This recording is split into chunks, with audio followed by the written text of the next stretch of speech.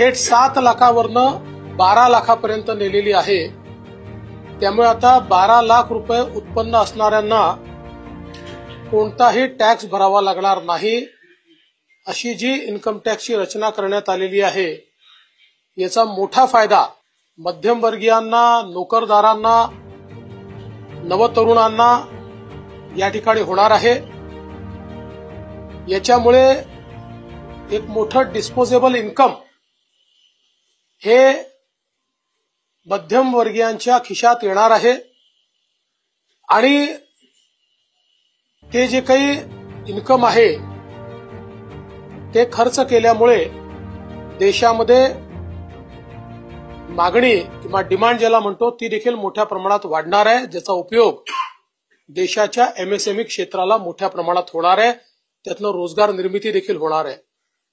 त्यामुळे मला असं वाटतं की या अर्थसंकल्पामध्ये अतिशय बोल्ड स्टेप ज्याला आपण म्हणू शकतो, अतिशय धीरानं घेतलेला अशा प्रकारचा हा निर्णय निश्चितपणे भारताच्या आर्थिक इतिहासातला मैलाचा दगड ठरेल असं माझं मत आहे।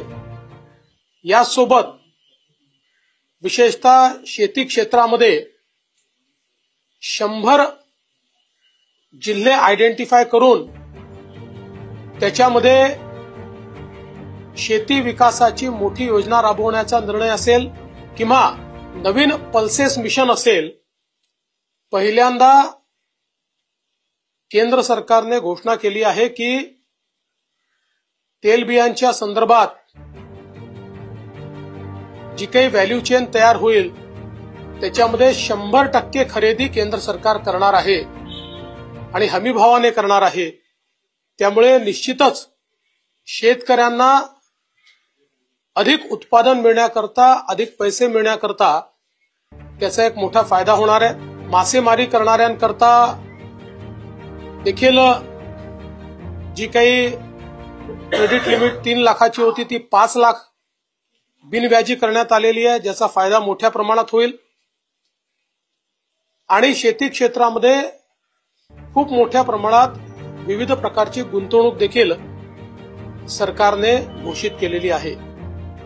यासोबत एमएसएमईच्या क्षेत्रामध्ये विशेषतः जे काही क्रेडिट एनहान्समेंट असेल, लिमिट वाढवणं असेल, यामुळे एमएसएमईच्या क्षेत्राला सर्वाधिक फायदा होईल।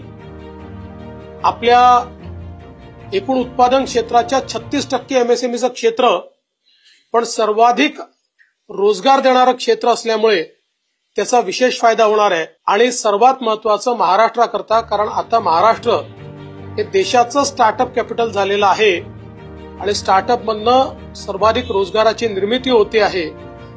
त्या स्टार्टअप करता 20 कोटी रुपयापर्यंत त्या ठिकाणी जी काही क्रेडिट लिमिट तयार करण्यात आलेली आहे याचा आमच्या नवतरुणांना आणि स्टार्टअप्सला खूप मोठ्या प्रमाणात फायदा होणार आहे। इन्फ्रास्ट्रक्चरच्या क्षेत्रामध्ये नवीन इन्फ्रास्ट्रक्चर पाईपलाईन तयार करण्यात आलेली आहे। विशेषतः पीपीपी प्रकल्पांकरता जी नवीन योजना अनाउन्स करण्यात आली आहे, यामुळे खासगी क्षेत्राची गुंतवणूक इन्फ्रास्ट्रक्चरच्या क्षेत्रामध्ये मोठ्या प्रमाणात वाढेल आणि त्यातून रोजगाराची निर्मिती होईल। त्यासोबत ऍसेट मॉनिटायझेशनचे नवीन फ्रेमवर्क आहे, त्यामुळे निश्चितपणे ज्या ऍसेटमध्ये गुंतवणूक केली आहे त्यातनं पैसा रिअलाइज होणं आणि तो दुसरीकडे डिप्लॉय करणं याला एक मोठी चालना मिळणार आहे। विशेषतः युवांकरता वेगवेगळे जे मिशन या ठिकाणी अनाउन्स करण्यात आलेले आहेत ते अत्यंत महत्वाचे आहेत आणि त्यांच्या स्वप्नांना भरारी देणारे आहेत। खरं म्हणजे आपण जर बघितलं तर 21व्या शतकातला हा अर्थसंकल्प विकसित भारताचा अर्थसंकल्प आहे। भारताला गतीने पुढे नेणारा अर्थसंकल्प आहे आणि भारत हा प्रगल्भ अर्थव्यवस्थेकडे चाललेला आहे आणि त्याचसोबत सर्वसमावेशक अर्थव्यवस्थेकडे चाललेला आहे, या दोन्ही गोष्टी या अर्थसंकल्पातनं आपल्याला पाहायला मिळतात. हे अतिशय चांगलं काम केल्याबद्दल देशाचे प्रधानमंत्री माननीय मोदीजी आणि सन्माननीय निर्मलाजी यांचे मी मनापासून आभार मानतो, अभिनंदन करतो.